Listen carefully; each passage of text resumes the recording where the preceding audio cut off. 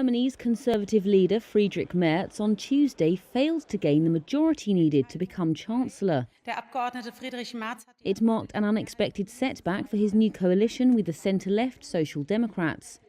In this first round of parliamentary votes, Merz needed 316 votes in the 630-seat Bundestag, but only secured 310. The lower house of parliament now has 14 days to elect either Merz or another candidate chancellor with an outright majority, and could attempt another vote on Tuesday. Merz's Conservatives won national elections in February with 28.5% of the vote, but the party needs at least one partner to form a majority government. On Monday, they signed a coalition deal with the Social Democrats, who won just 16.4%. It marked their worst result in German post-war history. OpenAI has dialed back its plan to turn into a for-profit company, announcing its non-profit parent will stay in control, according to its CEO Sam Altman Monday.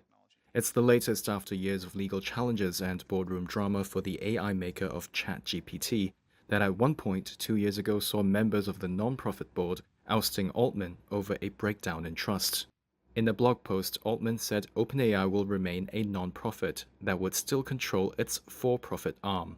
Back in December, Altman first proposed a set of restructuring plans that turns OpenAI's for-profit arm into a public benefit corporation, a structure that gives shareholders returns while the firm still focuses on social goals. But those plans would see the non-profit parent ceding control. OpenAI said Monday that instead the non-profit part will keep a grip on the company while it pushes ahead with restructuring its for-profit arm to help raise more capital. Monday's announcement is a major win for OpenAI's critics.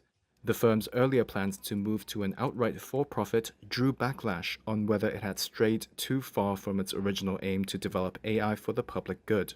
Meanwhile, despite Monday's announcement, Elon Musk, a co-founder of OpenAI, says he'll proceed with his lawsuit against Altman and his firm. The suit seeks to block OpenAI's transition to a for-profit business. Musk earlier this year made an unsolicited $97 billion bid for OpenAI that was rejected by Altman.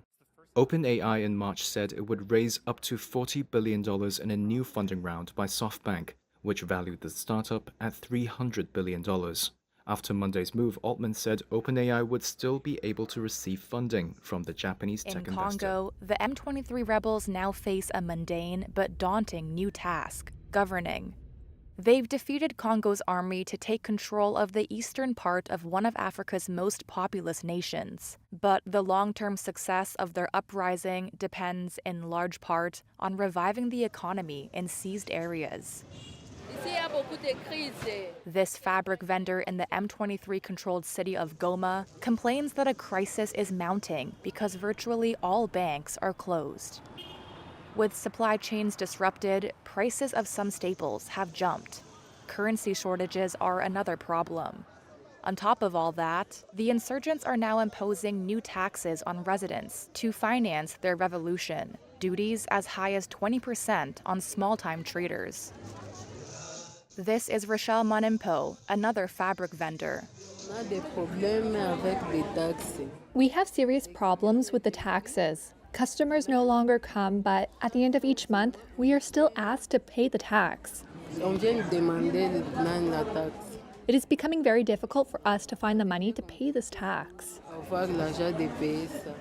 In the town of Rubaya, M23 has moved quickly to tighten its grip on a slice of Congo's vast mineral wealth. Mines here produce 1/6 of the world's supply of coltan, a metallic ore used in smartphones. M23 now charges a 15% tax on the value of the coltan production, according to rebel officials. That could mean up to $450,000 in monthly tax income for them, according to an estimate by one government expert. M23 is keen to demonstrate that life in rebel-held areas is returning to normal. The group has nominated governors and is training thousands of local administrators to take control of civil services. One analyst tells Reuters if M23 fails to shore up the economy and restore essential services, it could undermine the group's claims to legitimate governance. In an effort to lure scientists to Europe, France and the European Union on Monday announced €500 million worth of incentives for researchers. The pledge comes amid U.S. President Donald Trump's clashes with top U.S. universities. Here's EU Commission President Ursula von der Leyen. Science is an investment, and we need to offer the right incentives. This is why I can announce that we will put forward a new €500 million package for 2025 to 2027 to make Europe a magnet for researchers. Officials said the money would fund research projects and help universities cover the cost of bringing foreign scientists over to help run them. Trump has targeted U.S. universities since taking office in January by freezing federal funding, launching investigations, revoking international students' visas, and making other demands. Last week, he said he will revoke Harvard University's tax-exempt status, a move that Harvard said would be an unlawful misuse of the U.S. tax code. Speaking alongside von der Leyen on Monday, French President Emmanuel Macron had this to say.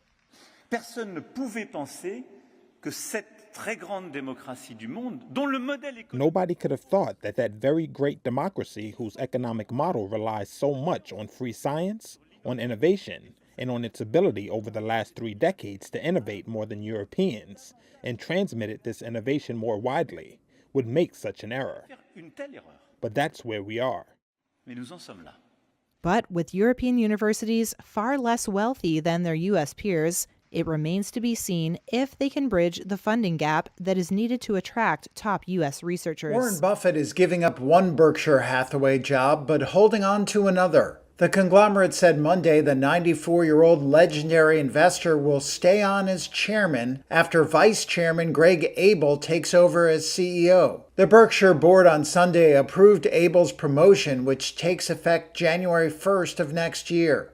Berkshire's shares fell as much as 6.8% in Monday trading after Buffett announced on Saturday that he would step down as the company's boss, ending 6 decades at the helm. Although Abel's expected ascension has been known for 4 years, the announcement at Berkshire's annual meeting in Omaha, Nebraska was a surprise. It overshadowed Berkshire's first quarter results, where insurance losses tied to wildfires caused operating profit to fall short of analyst forecasts. Berkshire has 189 businesses, such as Geico Insurance, the BNSF Railroad, Dairy Queen, and See's Candies, and a huge stock portfolio including Apple. The company's stock price has reflected Buffett's success, posting annualized returns that nearly doubled the Standard & Poor's 500 index. Abel and most of the board had not known of Buffett's announcement in advance. Buffett said he had given a heads up to his children Howard and Susie, who are directors. And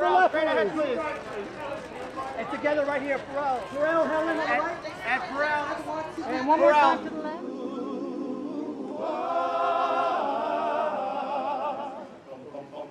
Ain't no mountain high, ain't no valley low. They're on the double just as fast as I can. 'Cause baby, there ain't no mountain high enough.